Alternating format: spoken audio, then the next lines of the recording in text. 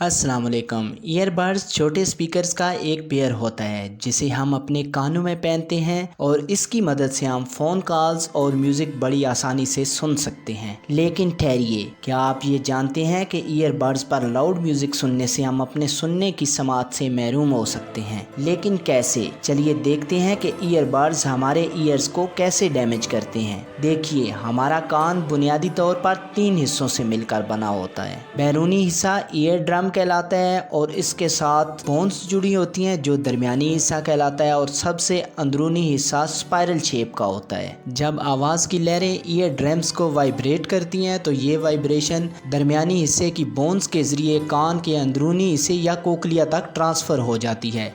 Cochlea कान का सबसे अंदरूनी हिस्सा है जो फ्लूइड फिल्ड स्ट्रक्चर पर मुश्तमिल होता है। इसके अंदर छोटे छोटे टाइनी हेयर सेल्स होते हैं। जब आवाज़ की लहरें इस हिस्से तक पहुंचती हैं तो ये टाइनी हेयर सेल्स वाइब्रेट करना शुरू होते हैं और इनकी वाइब्रेशन से इलेक्ट्रॉन्स पैदा होते हैं और ये इलेक्ट्रॉन नर्वस सिस्टम के ज़रिए हमारे दिमाग तक पहुँचते हैं। तो देखिए दोस्तों, जब ईयरबड्स की मदद से हम कंटिन्यूसली लाउड आवाज़ में म्यूज़िक सुनते हैं तो ये छोटे छोटे टाइनी हेयर सेल्स बड़ी तेज़ी के साथ वाइब्रेट करते हैं। इनकी वाइब्रेशन से ये हेयर सेल्स डैमेज होना शुरू हो जाते हैं और हमें सुनने में मुश्किल पेश आती है। दोस्तों, WHO की रिपोर्ट के मुताबिक वॉल्यूम 60 dB से ज़्यादा नहीं होना चाहिए और अगर हम ईयरबड्स यूज़ करते हैं तो उसे मैक्सिमम 1 घंटा तक के लिए इस्तेमाल करें। 60 dB से ज़्यादा वॉल्यूम दोस्तों हमारी सेंस ऑफ हीयरिंग को ख़त्म कर सकता है। दोस्तों, अगर हम ज़्यादा देर तक ईयरबड्स यूज़ करते हैं तो हमारे कान के अंदर हवा का गुज़र नहीं होता, जिसकी वजह से वहाँ पे नमी पड़ जाती है और बैक्टीरिया और फंगस वगैरह वहाँ पे लग सकता है जो कि हमारे कान के लिए सोजिश और तकलीफ़ का बायस बनता है।